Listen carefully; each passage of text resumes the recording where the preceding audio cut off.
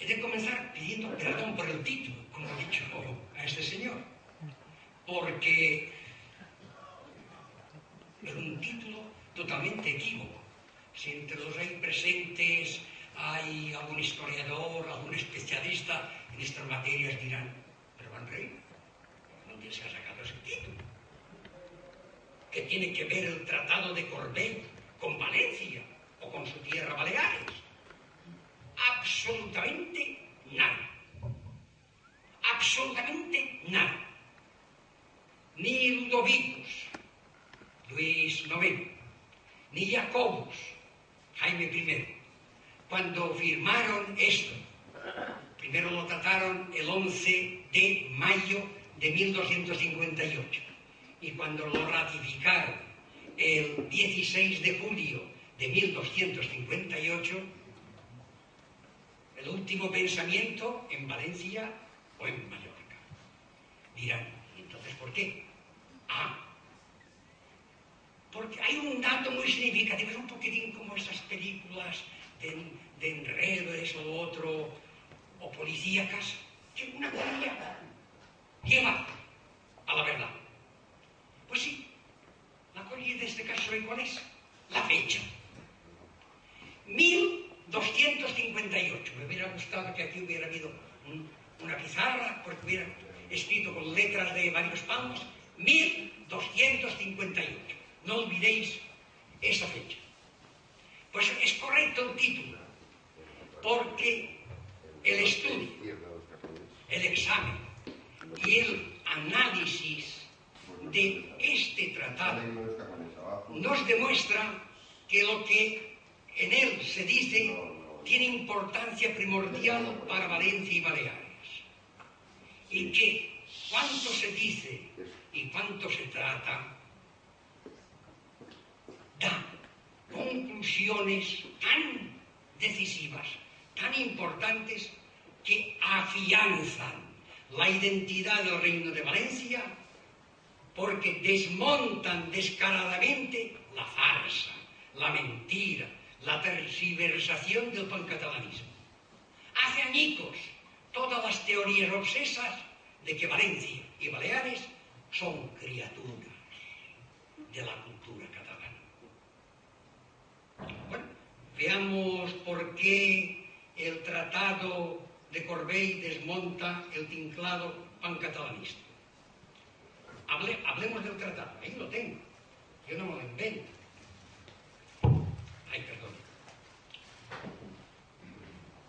Como está en latín, voy a leer un poquitín en latín. Luego ya lo diré en castellano. Noverim universi, quod cum inter dominum regem Franciae, et una parte, et dominum regem Aragonum, Mallorcarum, et Valentiae, comitem Bartinone et Urgeli, et dominum Montpusilani, et altera, soberta esse materia questionus super eo, quod idem dominum res Franciae dicebat, comitatum Martinone, etc. ¿Qué ha dicho el tratado? Dice lo siguiente: se han producido desavenencias sobre esto, que el mismo rey de Francia, era Luis IX, dice que los condados de Barcelona, Ausón, Besalú, Ampurias, Urgell, Gerona, Pallars, Rosellón, Conflent y Cerdaña, esos condados, con todas sus posesiones y todos sus habitantes, son propiedad y feudatarios suyos y del Reino de Francia. Año 1258. ¿Y esto es verdad o es mentira? Pues os han repartido un mapa, lo podéis mirar tranquilamente y veis que este mapa dice Grecian, este mapa, obra está en la Biblioteca Nacional de París. tanto no es un documento cualquiera. Chrétien d'Occident en Andebrach, 1236. En 1235 ahí tenéis la Europa. La Europa. Fijaos en los detalles. Primero, a ver, busca Cataluña. Cataluña, el nombre de Cataluña. No está. Barcelona sí, porque era un estado y además el que lo regentaba y el propietario era el rey, Jaime. Pero como era propiedad francesa tenía que pagar vasallaje a Francia. Esto es la pura verdad. No está. Esto es importantísimo para el Reino de Valencia y naturalmente también para las Baleares.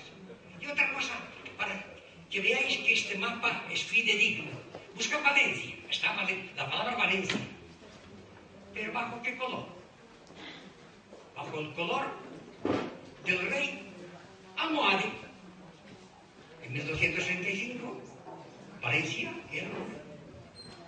Por consiguiente, todo lo que dice el Tratado de Corbeil, o todo lo que comienza, es verdad.